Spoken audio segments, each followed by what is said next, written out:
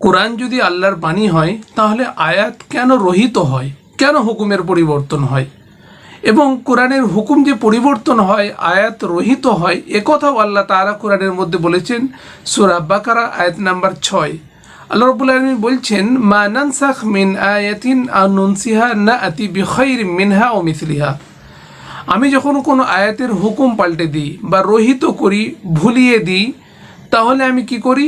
আমি তার থেকেও কোনো ভালো আয়াত অবতীর্ণ করি এবং ঠিক যেমন ছিল সেরকম ধরনের আয়াত আমি অবতীর্ণ করে দিই।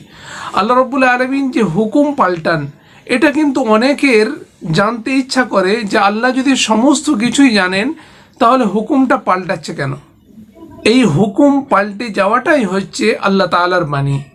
কেন? কোরআন হচ্ছে সর্বযুগের জন্য শ্রেষ্ঠ কিতাব। আপনি মনে করুন 1450 বছর পূর্বের সামাজিক, আর্থিক এবং সামাজিক যে সমস্ত ব্যবস্থাগুলো ছিল, তারপরে আজ আমরা যে অবস্থায় এখন অতিবাহিত করছি, এর মধ্যে পরিবর্তন আছে না নেই? অবশ্যই রয়েছে। তো কোরআন তো এসেছে সমস্ত যুগের জন্য। যদি পার্টিকুলার আল্লাহ রাব্বুল আলামিন তিনি শুধুমাত্র সেই টাইমে যারা পৃথিবীতে ছিলেন তাদের কথাই বলতেন, তাহলে কোরআন সর্বকালের সর্বশ্রেষ্ঠ কিতাব কখনোই হতো না।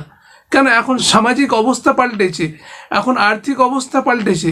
আল্লাহ রাব্বুল আলামিনের যে কোরআন রয়েছে, কিছু ছিল সেই যুগের জন্য, কিছু আছে এই যুগের জন্য, এবং কিছু হুকুম রয়েছে যেগুলো আমরা আগামীর প্রজন্ম তারা সেইগুলো উপলব্ধি করতে পারবে। আমরা এমন কিছু উপলব্ধি করতে পারবো না সে সমস্ত হুকুমের মধ্যে। আমরা যদি আধুনিক কোনো রাষ্ট্রের দিকে তাকাই, তাহলে আমরা দেখব যে অস্বাভাবিক পরিস্থিতিতে কোনো ধরনের হুকুম পরিবর্তন করা হয়।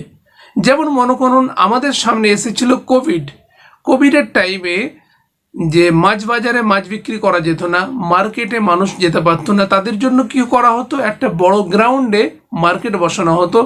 কেন? তারা সেইখান থেকে মাছ কিনবে বা সবজি কিনবে, যার কারণ হচ্ছে মানুষের সঙ্গে মানুষের ধাক্কাধাক্কি হবে না, একে অপরের সংস্পর্শে আসবে না। কিন্তু সেটা কতদিন ছিল? না, কিছু একটা অনির্দিষ্ট সময়ের জন্য। তাহলে আমাদের রাজ্য সরকার যদি ওটা করে দিত যে সবসময় মাঠেতে বাজার করতে হবে, তাহলে কি এইটা জরুরি ভিত্তিতে যে আইনটা আনা হয়েছিল সেটা আর থাকতো না। আল্লাহ রাব্বুল আলামিন ঠিক এই কথাটাই কোরআনে কারীমের মধ্যে বলেছে। আল্লাহ সুবহানাহু ওয়া তাআলা প্রথমে বলেছেন যে মদ এবং জুয়া হচ্ছে গুনার জিনিস। তারপর আল্লাহ রাব্বুল আলামিন বলছেন, লা তাকরাবুস সালাতা ওয়া আনতুম সুকারা, নামাজ অবস্থায় তোমরা নেশা করো না। তারপর আল্লাহ রাব্বুল আলামিন বলছেন, ইন্নামাল খামরু ওয়াল মাইসির রিজসুম মিন আমালিশ শাইতান, নেশা এবং মদ হচ্ছে কি? শয়তানের কর্ম। আল্লাহ রাব্বুল আলামিন যদি চাইতেন যে একদম ফার্স্ট স্টেজেই তিনি মদকে নিষিদ্ধ করে দিতে, তাহলে মানুষের জন্য এটা বোঝা, মানুষের জন্য এটা মেনে নেওয়া অনেক কষ্ট হতো। আল্লাহ সুবহানাহু ওয়া তাআলা এক একটা টাইমে সমস্ত স্টেপ বাই স্টেপ মানুষকে কোরআনের শিক্ষা দিয়েছেন, এবং মানুষকে কোরআন কিভাবে বুঝতে হয় সেটা তিনি হাতে কলমে মানুষকে বোঝানোর চেষ্টা করেছেন, এবং মানুষ কিয়ামত পর্যন্ত এই কোরআনকে এইভাবেই বুঝতে থাকবে। তাহলে আমরা এতক্ষণ পর্যালোচনা করার পর আমরা বুঝতে পারলাম আল্লাহ তাআলা কিছু অস্বাভাবিক পরিস্থিতি বা সেই টাইমের জন্য কোনো একটা নির্দিষ্ট বিধান দিয়েছিলেন, পরে সেই বিধানটাকে তুলে দিয়ে আবার অন্য বিধান আল্লাহ রাব্বুল আলামিন নিয়ে এসেছেন।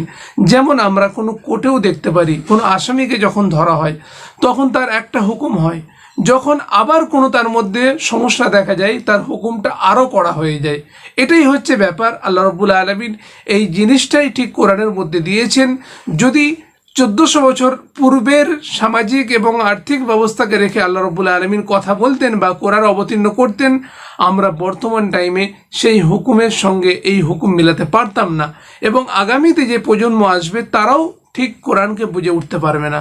সেই জন্য আল্লাহ সুবহানাহু ওয়া তাআলা কোরআনকে এমনভাবে অবতীর্ণ করেছেন যেন প্রত্যেকটা যুগের, সর্বযুগের, সর্বকালের শেষ কিতাব হয়। আশা করি ইনশাআল্লাহ ব্যাপারটা ক্লিয়ার হয়েছে।